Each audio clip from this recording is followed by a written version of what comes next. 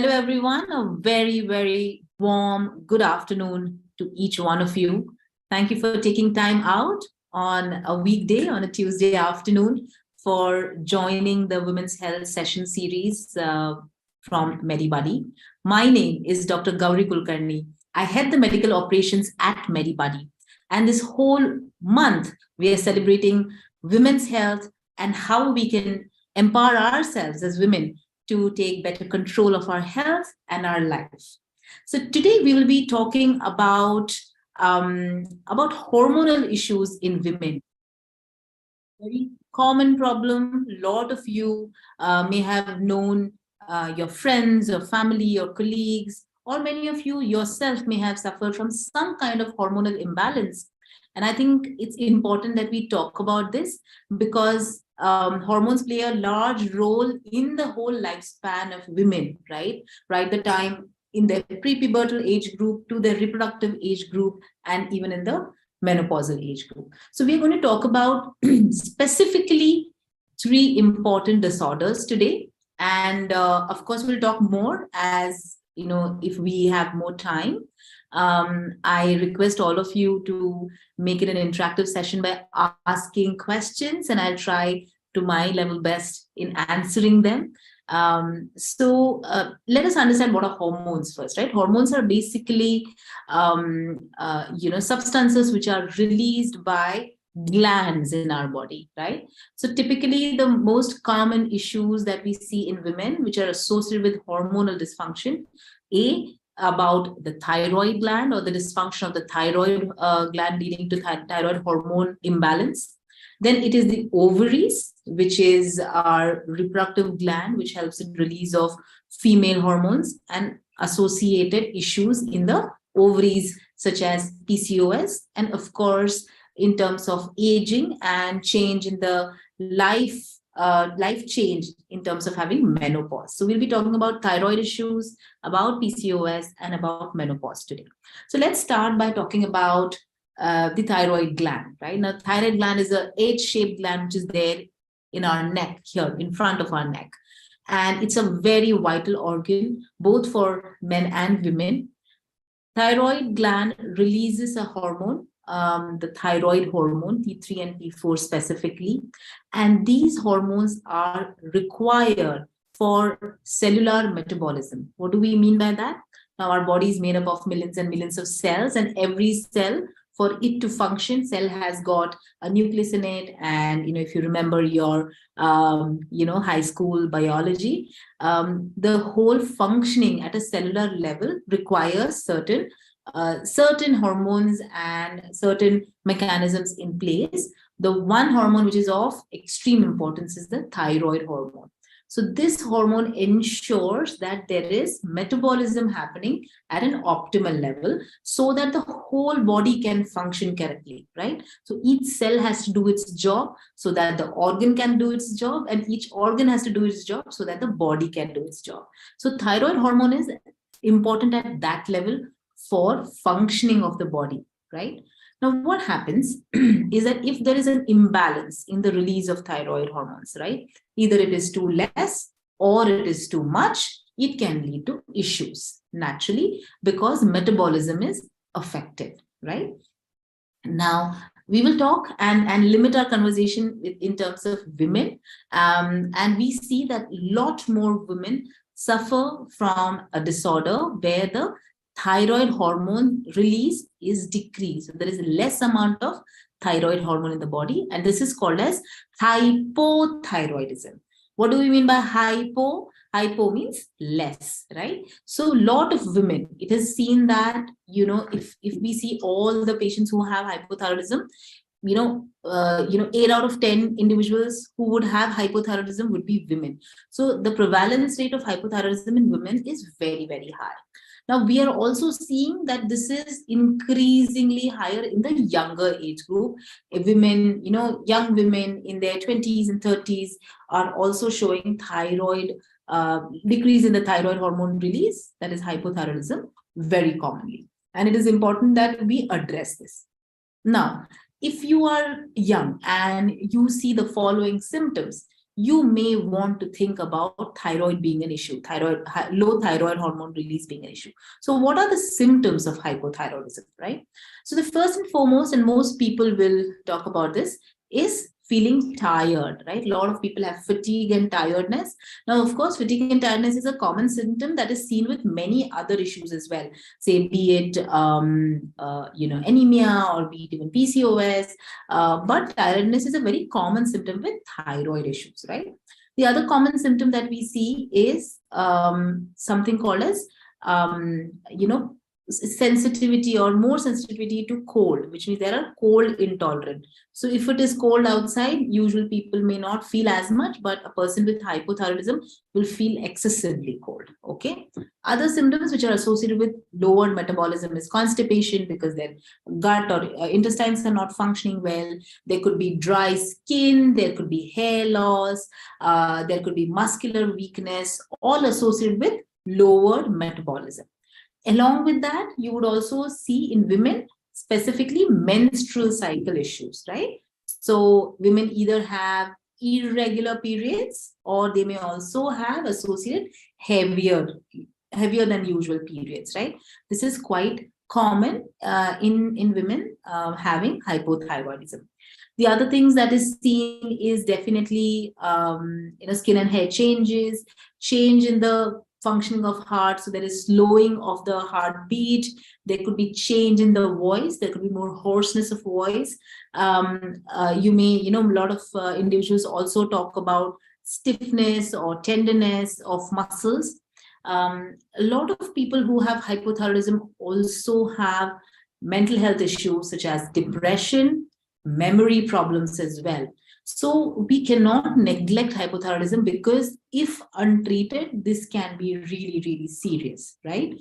So if you have any of these symptoms or a combination, I think it's a very good idea that you reach out and seek help to understand if this could be hypothyroidism, and if yes, then get it treated. Yes, there are medications available which will help in optimizing your thyroid hormone level, right?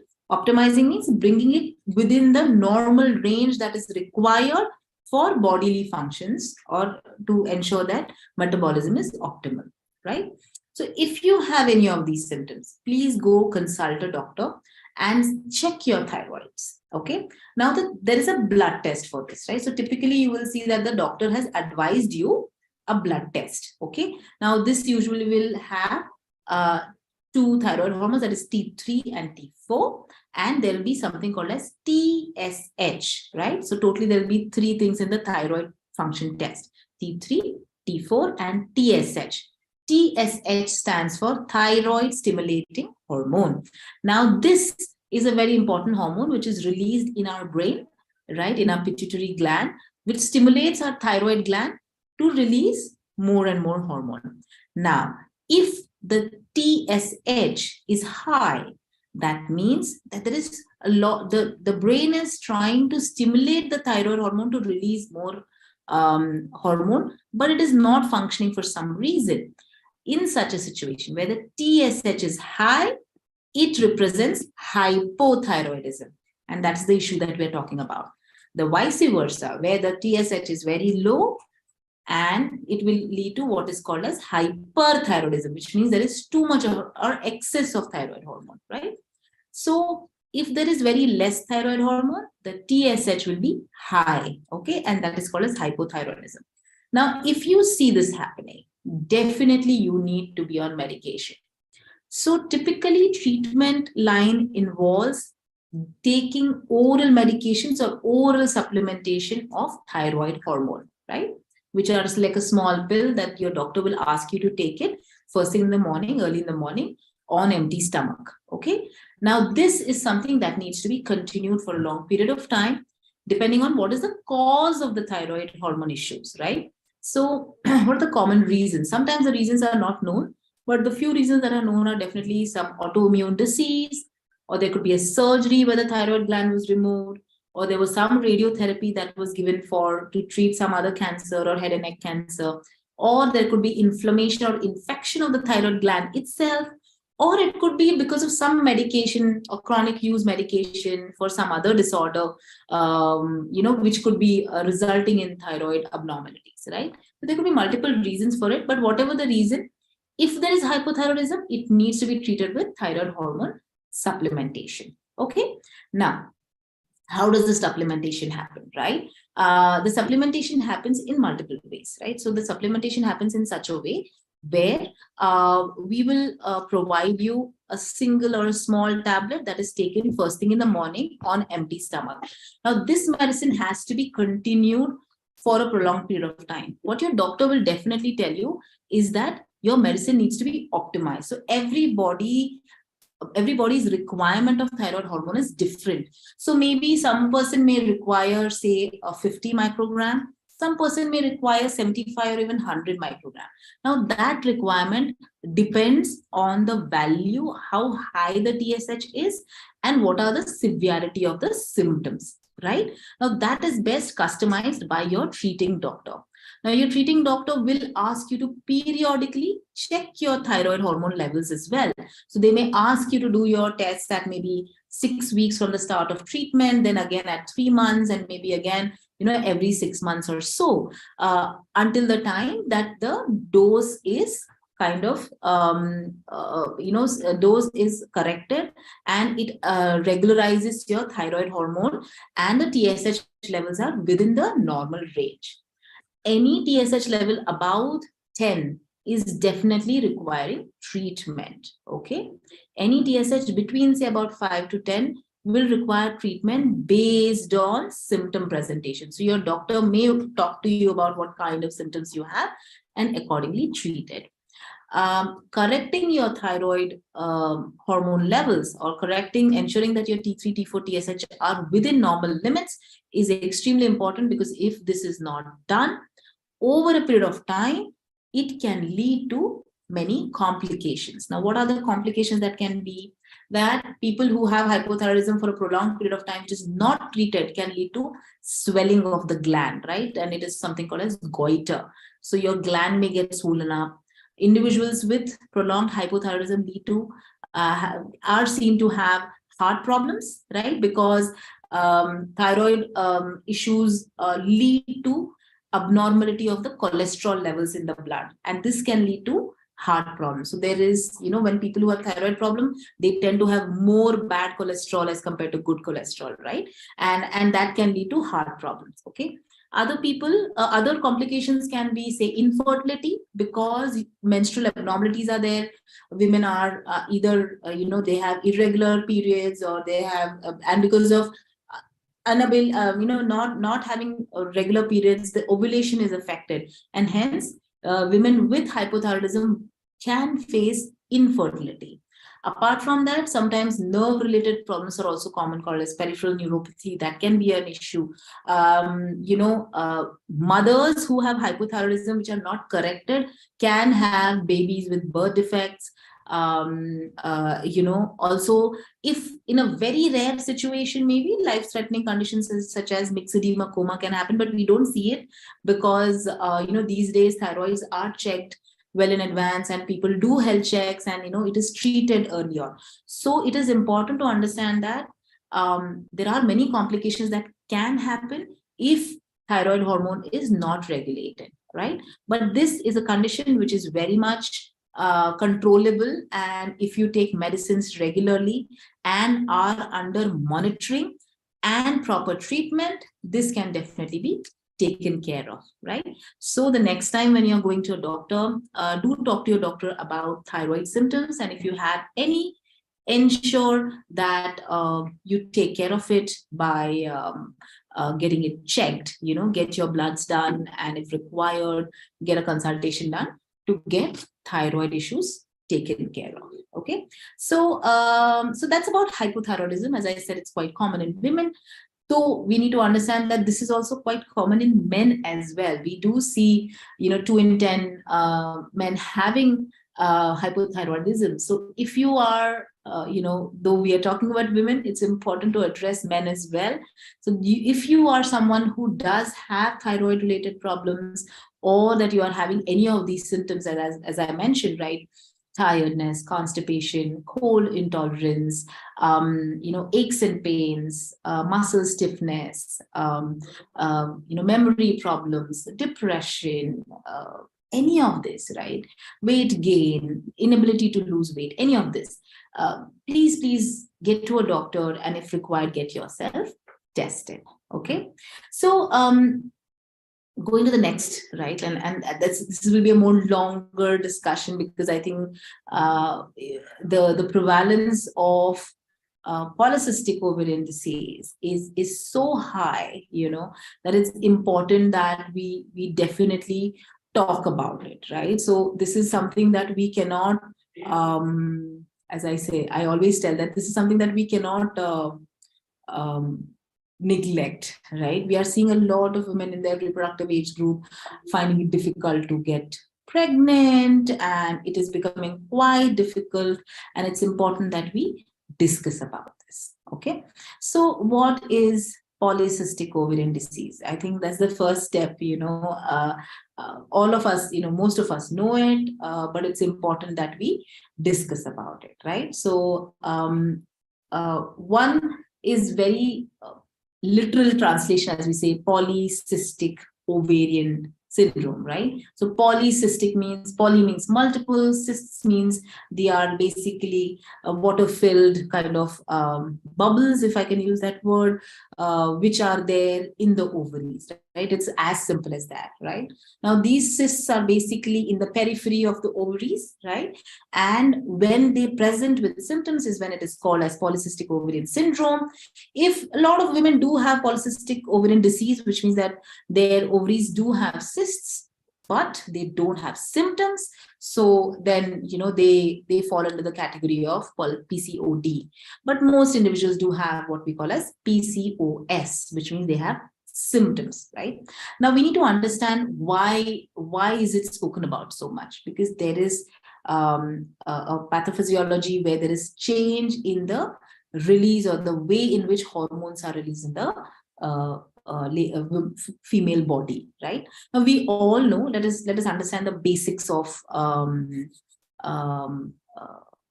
what kind of hormones we have, right? Women have estrogen, women have progesterone, right? Now women also have another third hormone which we don't talk about as much, which is called as testosterone, right? Now the interesting part is, now testosterone is a male hormone, okay? Estrogen and progesterone are female hormones. However, all these three hormones are present in both men and women. We have to understand, because they are derived from a basic same source, okay?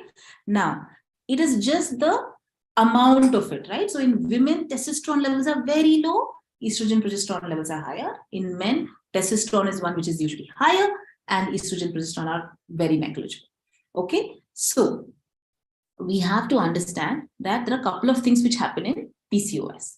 One, the testosterone levels are higher, okay? That's number one. Number two, because the testosterone levels are high, the effect is on how the estrogen and progesterone are released, and subsequently the effect is on how the insulin is used in the body, okay? Insulin, as we know, is another hormone which is basically released by pancreas, and it is associated with the disease diabetes, right? We all know about that.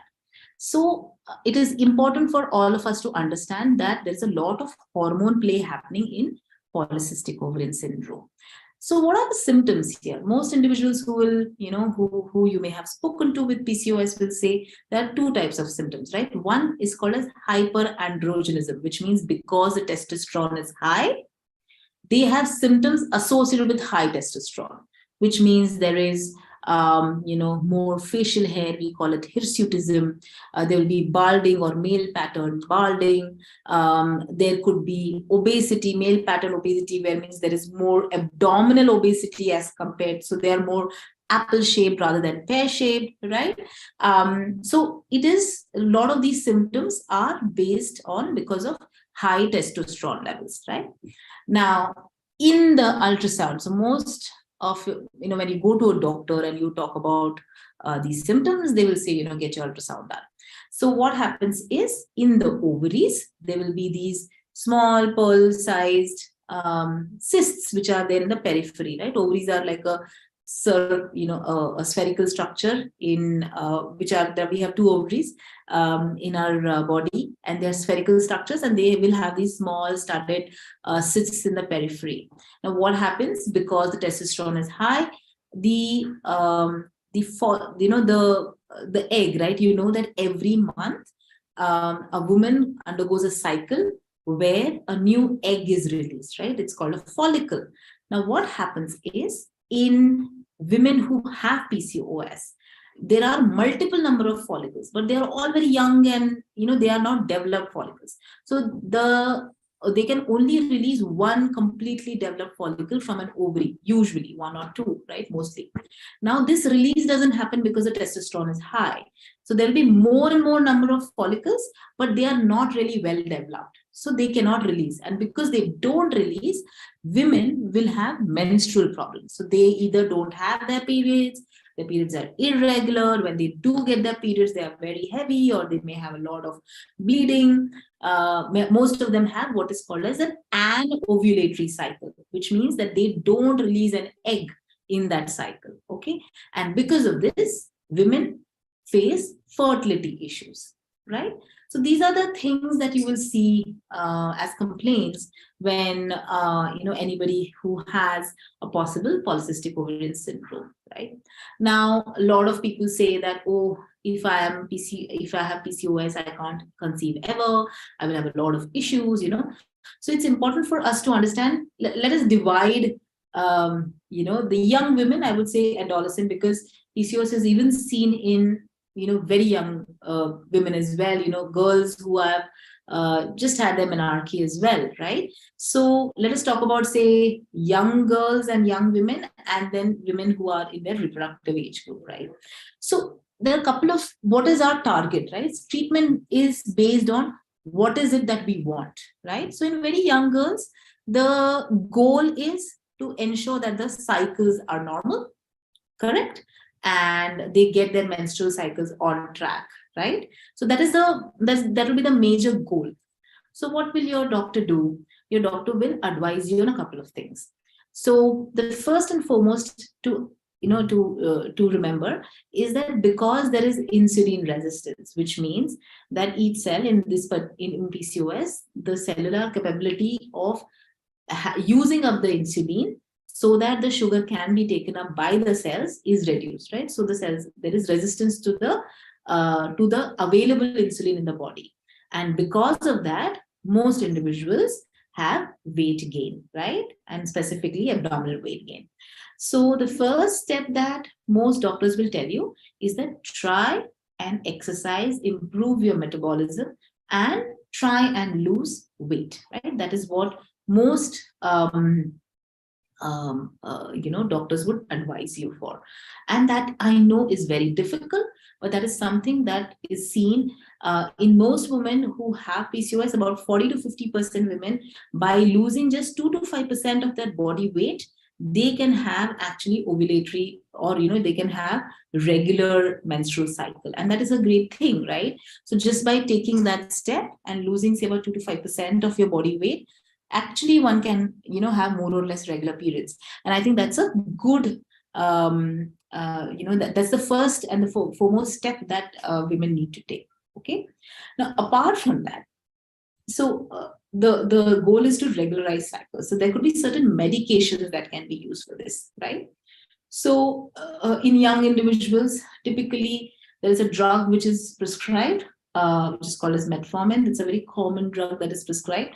And this is basically a medicine for sugar problem. So I see a lot of young, parents who bring their young girls to the clinic, where they say that, well, my daughter has PCOS, but my gynecologist has given us a medicine for sugar, right? Because metformin is basically a medicine which is prescribed in diabetes. But you have to understand that there is an overlap here, right? In diabetes also, there is insulin resistance. In polycystic ovarian syndrome also, there is insulin resistance.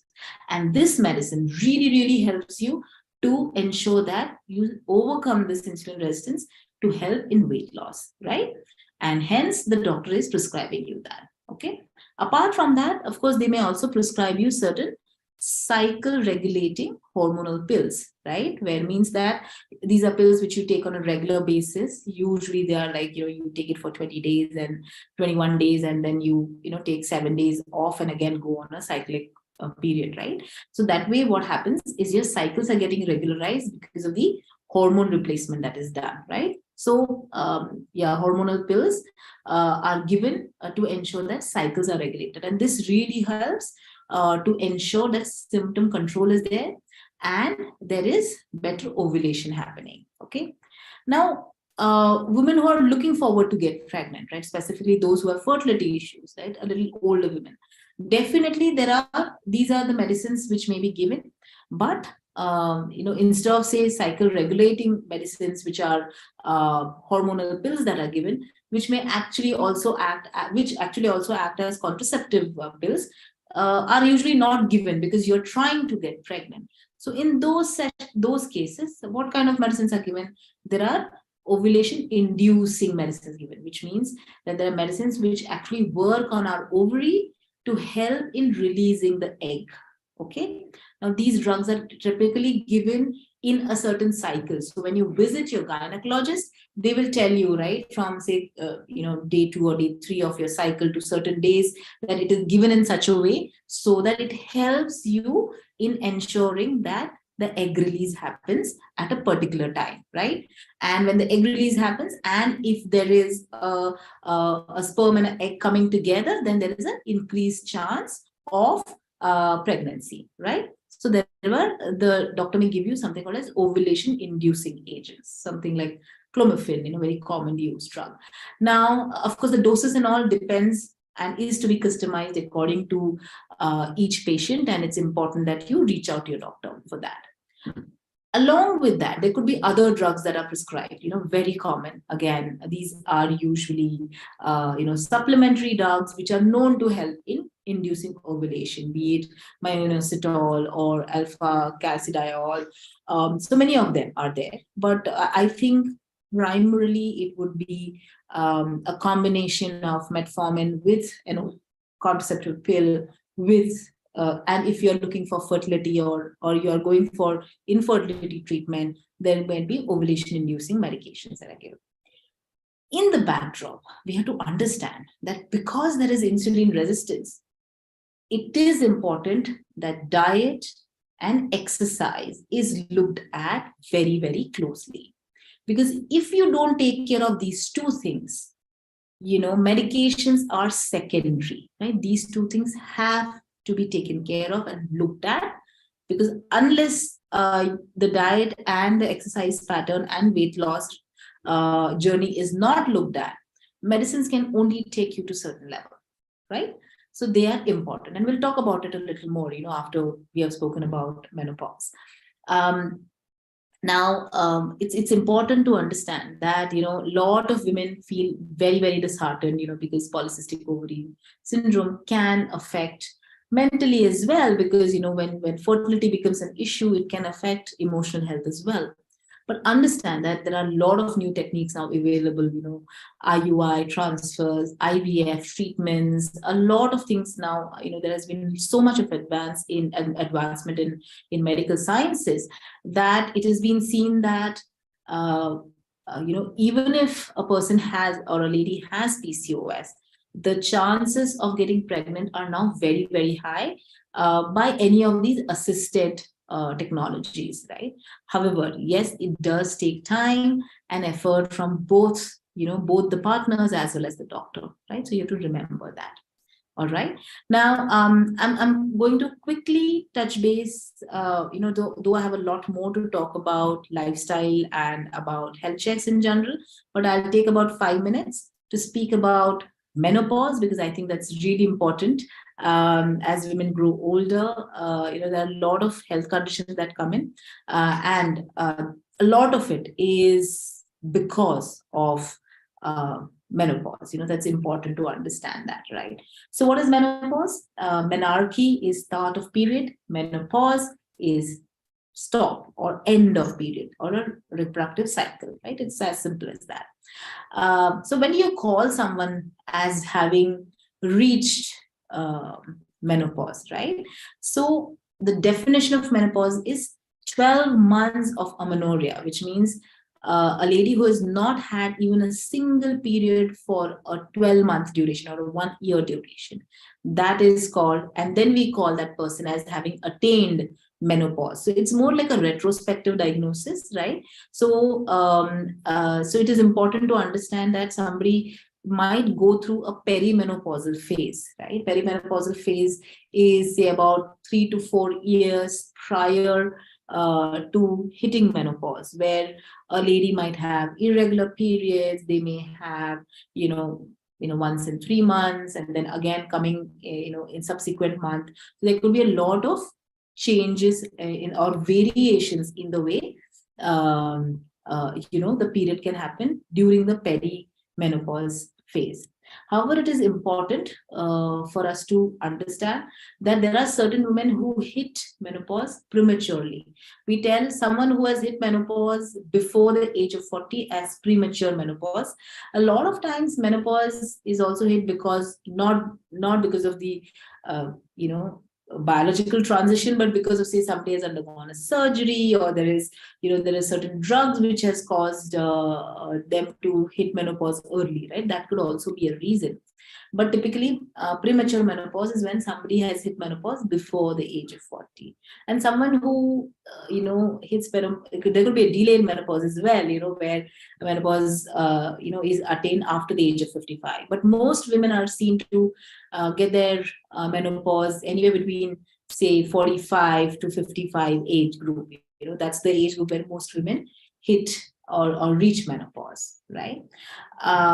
It's, however, important to understand that when we say that 12 months of amenorrhea, which means not even a single period in a duration of 1 year, if after that, if any woman does get any vaginal bleeding, right, it is usually something that we should not neglect, right?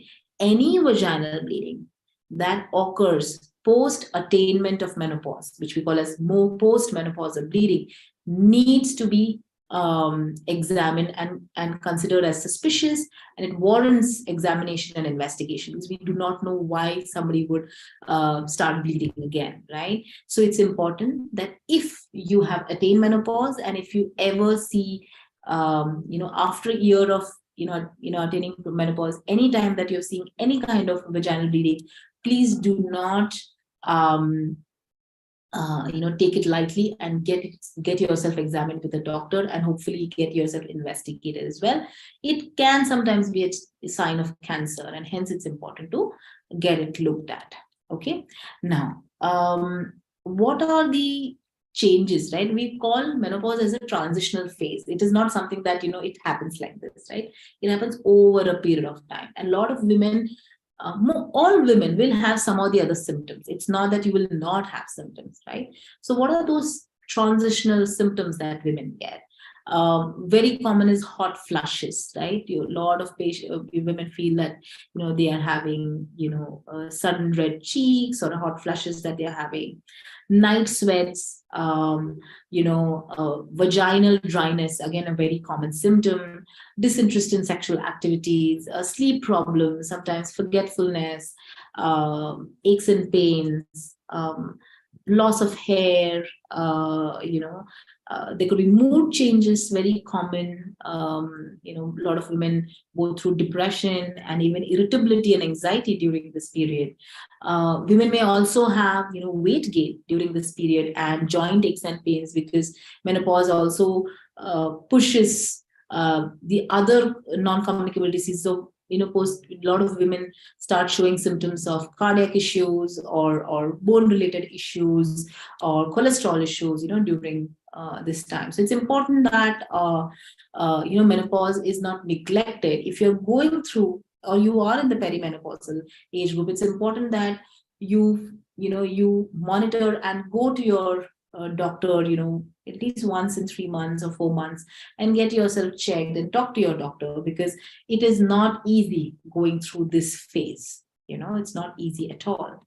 So it's important that, you talk about it, because this is also the phase where a lot of women will then, can show increased risk of osteoporosis, any cardiovascular events, even there's an increased risk of diabetes in the menopausal age group, right? So it's important that these are looked at. Also, it's important that to know that the risk of cancer is increasing, increases, in the menopausal age group. Once you have stopped your period, your chance of cancer increases. So there is increased risk of, say, endometrial cancer, breast cancer, as you grow older. So it's important, it's very, very important that you get yourself checked more often. I usually tell women that, in general, right, you should meet your doctor at least once a year. Right? It's a good thing to do that, right? You need to get yourself through basic tests every year. Now, what are those basic things that you can do? If you're young, you can do simple things, right? If you're young, you can do a simple test like just checking your height and weight to know how your BMI is. You could get your basic bloods done. A lot of young women are deficient. There are nutritional deficiencies. Just looking at your hemoglobin, looking for any iron deficiencies or vitamin deficiencies, and they can be common issues which can be easily treated, right? Apart from that, in young people, it's also important that thyroids are checked, blood pressures are checked. As you grow in your reproductive age group, definitely cancer screening should be done. So if you are in your 20s, 30s, and 40s, it's recommended to do self-breast examination and getting a mammography or an ultrasound of both breasts done at least once in 3 years. Getting your pap smear test done, if you are about the age of 25, then getting a cervical cancer screening, which means a pap smear done once in 2 years, right? That's also a good thing to do, right? It helps us to, be ahead in terms of diagnosing these illnesses, if any, right? Now, as you grow older, right, in your perimenopausal age group, we also recommend people to do bone mineral density test, to look at possibility of osteoporosis, get your cholesterols checked because that is also a possibility. Get your liver function test. A lot of women now have liver related problems, because of their lifestyle and, be it sedentary lifestyle, because of, fatty liver, or also because of alcohol use, right? So it's important that that is also checked. Few things that I usually tell women and everybody as well is not a good idea. If you're somebody who smokes, best is to avoid it and quit smoking. If you are drinking, it's the best thing is to avoid and not drink. But if you're drinking, then keep it to under limits, so that it doesn't affect your health in the long run, right? I know that I need to kind of talk about diet and exercise as well, but I'm seeing a couple of questions. So I thought, I'll take up the questions before I go to diet and lifestyle. So there's a question which says, must one take lifelong medication for hypothyroidism? Very good question, right? Now, it depends on what is the cause of hypothyroidism. Now, if the cause of hypothyroidism is something like an autoimmune disease, or because of a thyroid inflammation, such as thyroiditis, if you see that the thyroid gland itself is destroyed or the cells in the thyroid gland have been degenerated, then you are somebody who would need the thyroid hormone for the lifetime, like for a prolonged period of time. But if this is something which is temporary, say because of some drug, right, that you were put on, then maybe it is not for lifetime, right? So it depends on the cause. Okay, so the doctor will ask you. So a lot of times, apart from the T3, T4, TSH, your doctor would also ask you to do a couple of other tests. Okay, these are called as antibody tests, the anti-thyroglobulin antibodies, anti-peroxidase antibodies. These are, big name and big words, but don't worry, these are antibodies which basically are produced against the thyroid cells. Okay, now if these numbers are very high, then you are a candidate for being on lifelong medication, right? But as I said, this is the customization of medication, and the duration will depend on the cause of the thyroid hormone issue, and second is how the doctor would want to treat it, right? So you should be under the treatment of a doctor with constant monitoring. Hope that answers your question. Right, so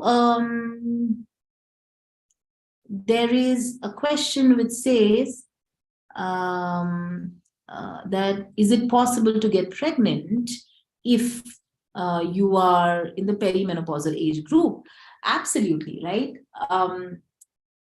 You are still having your periods, right? You're still, if you're in the perimenopause, what is peri? Peri means around the menopause age group, which means anywhere between 3 to 5 years before you actually attain menopause.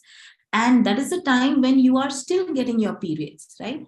The fact remains that a woman who gets periods, it means that they have undergone a cycle where an egg was released, correct? So if an egg is released, then of course the chances of pregnancy are there, correct? So in a perimenopausal age group, there is absolutely a chance that one may get pregnant. So you have to be definitely, it depends. If you are somebody who would want to get pregnant, then well, great.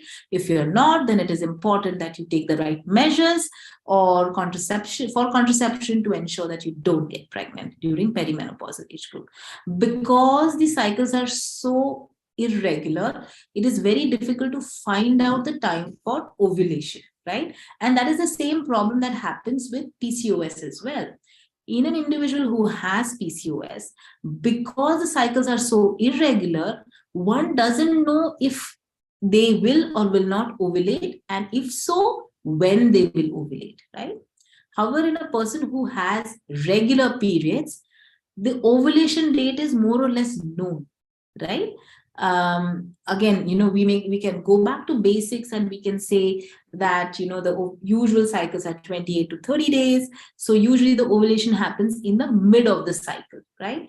So a person who has regular periods will actually know when they are ovulating, and naturally the time just before and after is when they are fertile, which means if they have sexual activity and there is a sperm and egg come together during that time, then the possibility of pregnancy is very, very high, right? But because this timing is a little difficult to understand because of irregular periods, somebody in PCOS may not be able to get pregnant.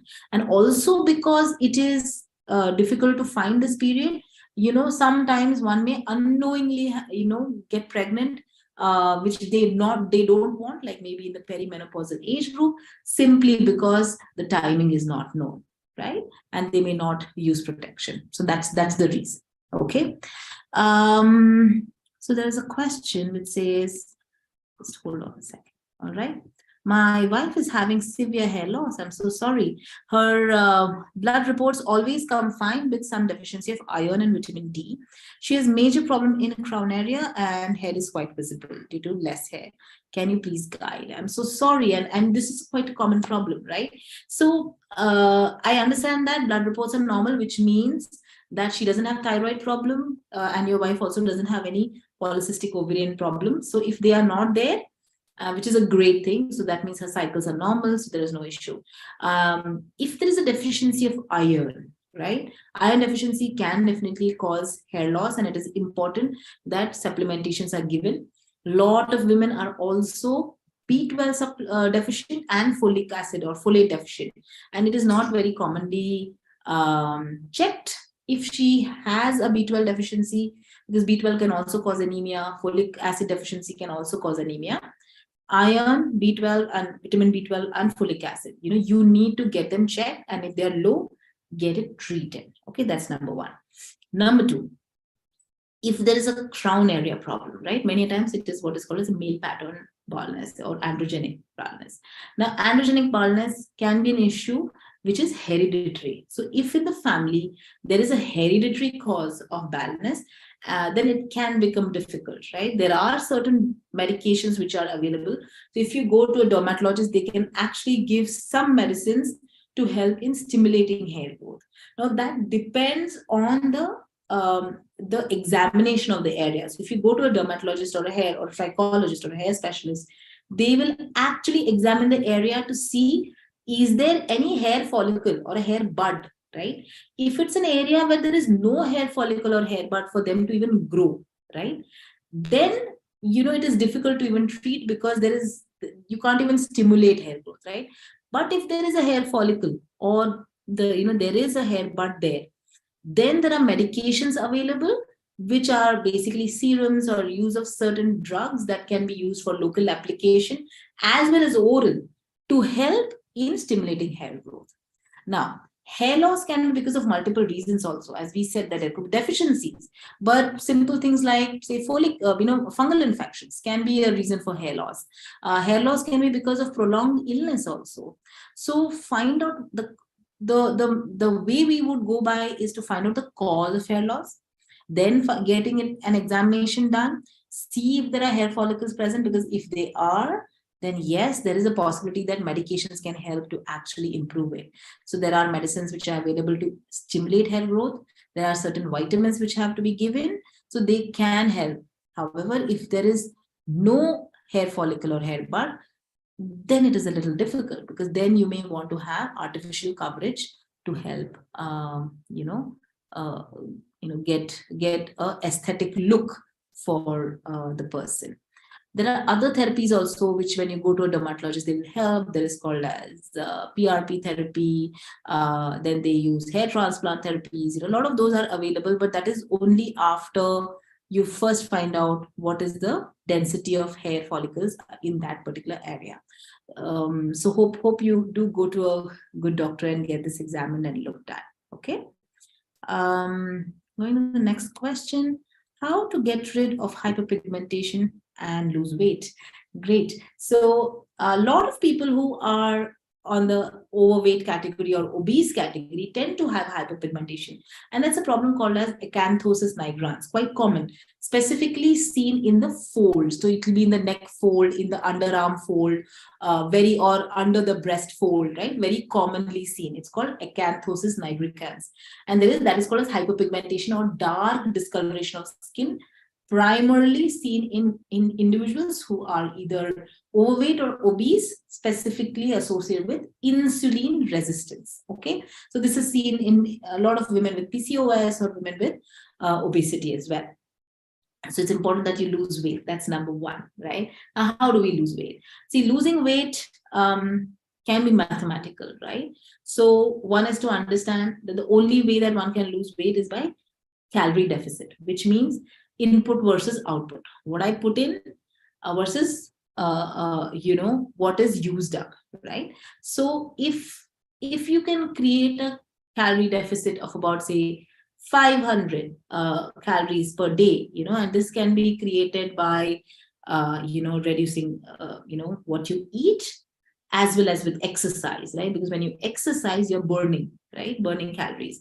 So if you do this and you can create a deficit of, say, about 500 calories, then and this is consistently done, then over a period of time, you can lose weight, right? So if you create a 500 calorie deficit a day for 7 days, then 3,500 calories, which means you can lose about, say, 0.3 to 0.5 kgs a week, right? So it is possible to do that. But then is the choice that we make, right? What kind of exercise that we do.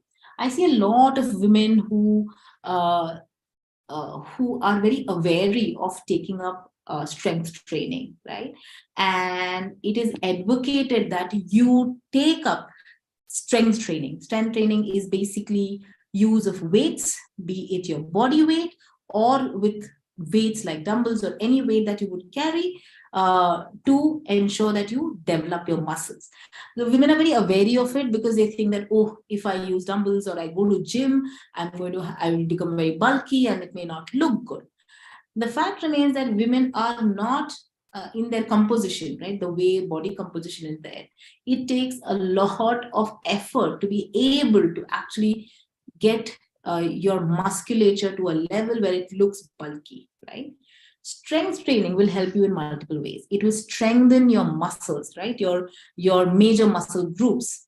It will help and because you do that, it will help in strengthening your joints.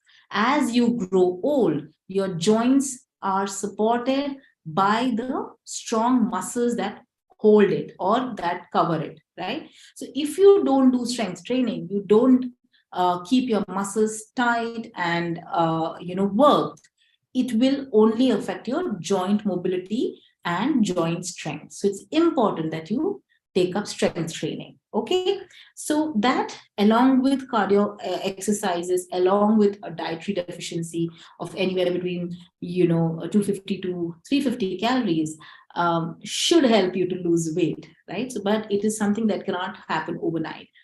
I I personally do not like to advise any kind of fat diets, right? It is not required. If you can quantify what you eat, if you can maintain a diary, you can have a calorie count, ensure that you exercise anywhere between, say, 40 to 50 minutes every day, a combination of strength training and cardio.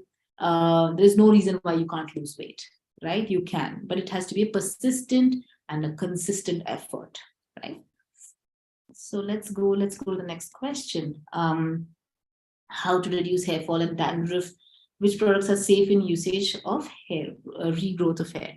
Good question. So it's important to understand dandruff is dryness of the scalp. However, the most common cause of dandruff is fungal infection, right? So if you have dandruff, the first thing that I'll tell you is please go to a doctor. Let them examine, let them see if it is because of fungal infection, because then it is very much treatable, right?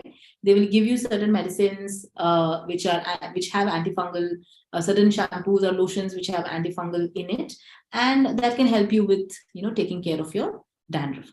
Now, a lot of times dandruff is confused with certain systemic illnesses. For example, say psoriasis. If you've heard of this word, there's something called as scalp psoriasis, where there is increased flaking that you will see in the scalp. And the reason why that happens is because there is overgrowth or speedy growth of the tissue over the scalp or the skin over the scalp.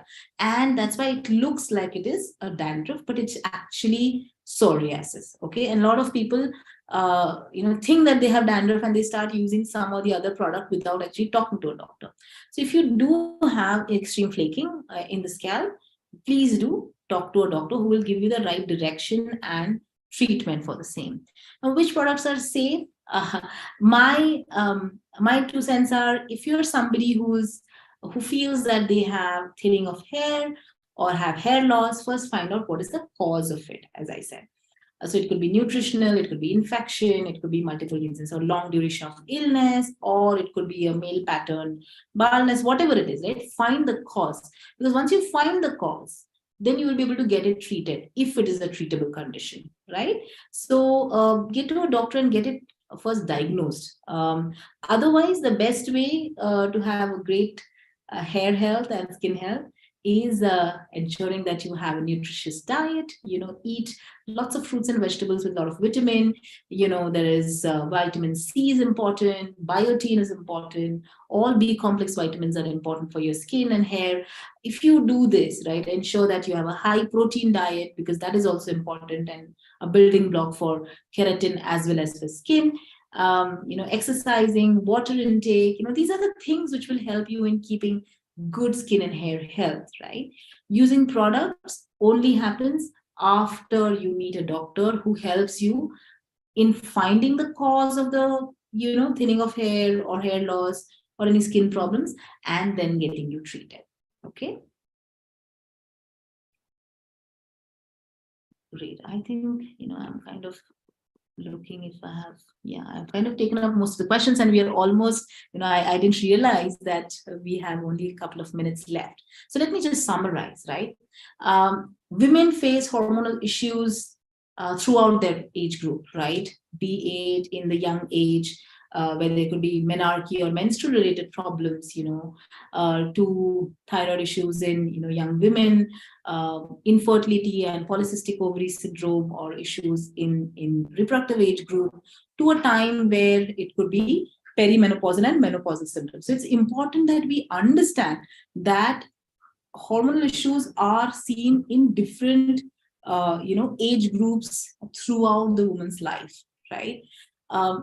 I always recommend that we are one step ahead by taking care of ourselves by doing regular health checks. I maintain this. If you're about 30, get your regular health check done, talk to a doctor, get your cancer screening done, so that it helps you to be one step ahead in taking care of your health in a holistic manner, right?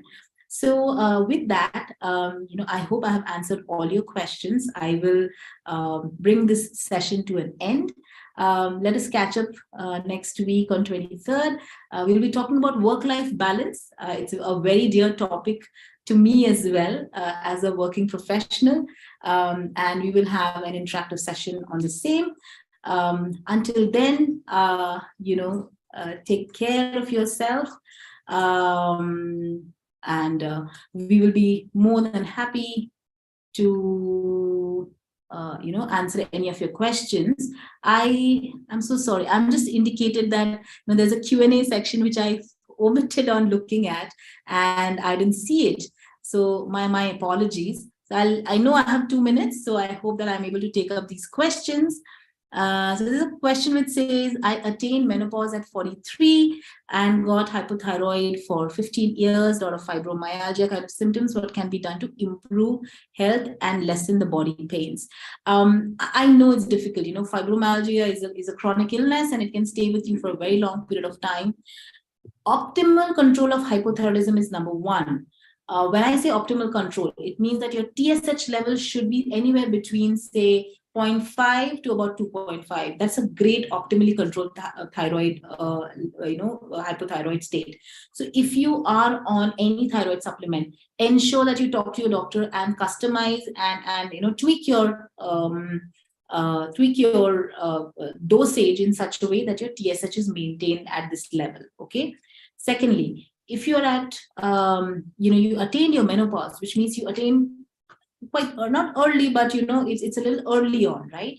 And hence it's important that you take care of your vitamins, be on calcium and vitamin D supplements, do exercise. I know fibromyalgia can make life very, very painful, but doing mild form of exercise will only help you to actually release endorphins, which help in actually making over a period of time lessening pain, right? Along with that, I usually recommend that if this is something that is also affecting affecting your mental health, it's a good idea to talk to a therapist or talk to a mental health professional, because it is not very easy going through multiple health issues at the same time, right? There's a question which says, I have spotting issues before my period starts, and the problem persists since last 2 to 3 years, and I'm on medication now, but between 2 periods I have seen some spotting. So spotting is common, especially mid-cycle. So if you see that you have had spotting during your ovulatory phase, so if suppose your normal period is 28 to 30 days, then the mid of the cycle, on the 14th or the 13th or the 14th day, you will have you may notice some amount of spotting, and it's a normal thing. However, if you see spotting, which is, post and intercourse, or if it is post-menopausal, as we say, then definitely it is something that needs to be checked. I understand that you're on medications, and just look at the time when you're getting your periods, that those spotting, because if it is in the middle of the cycle, it's a normal thing. It is associated with ovulation. Okay. How to hypothyroid person work against autoimmune issues, against diabetes, cholesterol, RA, etc. So if you're a hypothyroid person and the cause of hypothyroidism is because of autoimmune issues, then you are somebody who needs to be on medication for a prolonged period of time. With diabetes, cholesterol issues, there are always two sides of the story, right? One is modifiable factors. What are those things? The risk factors which are under my control, because they are modifiable factors. So definitely, my weight is in my control, right? So ensuring that my weight is within my BMI, ensuring that I don't have a sedentary lifestyle, ensuring that my diet is under control, right? I eat a healthy, balanced diet, right? I de-stress, I sleep well, and I regularly exercise. Doing these are the modifiable factors, stopping smoking or alcohol, right? These will help in reducing the risk of getting diabetes or cholesterol problems. There are, of course, non-modifiable factors, right? If I have a family history, then how much ever I do, at some point in time, I will end up having a chronic disease. And with age, also chronic disease comes in. So those are things which we can't change. But there are a lot of things that we can change, which are modifiable. And it is us who needs to focus on them and work in partnership with our doctor to ensure that they are kept at bay, right? There's a question. I'm 26. I have PCOS. And my vagina is always wet. Okay, so there could be multiple reasons. Not that PCOS is the real reason behind it. There could be multiple reasons for feeling that way. So it is a good idea that you get it checked once. A lot of times, feeling of wetness in the vagina could be because of certain infections in the vagina. So, vaginal candidiasis, bacterial vaginosis, a very common problem, which is actually, women don't seek help for it, right? So it's important that it is looked at. A lot of time, increased secretions can be because of infections. So get it checked, right, with your doctor once. And if it is there, then, it can be very easily treated as well. Okay. Right. Hope I have taken all the questions. I know I'm overshooting the time. Right. So what are the ideal TSH levels? As I said, somebody who's on optimal treatment, you need to be between 0.5 to 2.5. But otherwise, people who are not on treatment, then it can be anywhere between 0.5 to 5. Right. So I hope that I've answered all your questions. Sorry for rushing. Sorry for rushing in the last few minutes because I didn't see the Q&A section. I'll ensure that I'll see it next time. In the meanwhile, of course, let us take a pledge that we will be more aware of our bodies and we'll take care of ourselves more from here on. Until next time, keep yourself healthy, keep smiling, and have a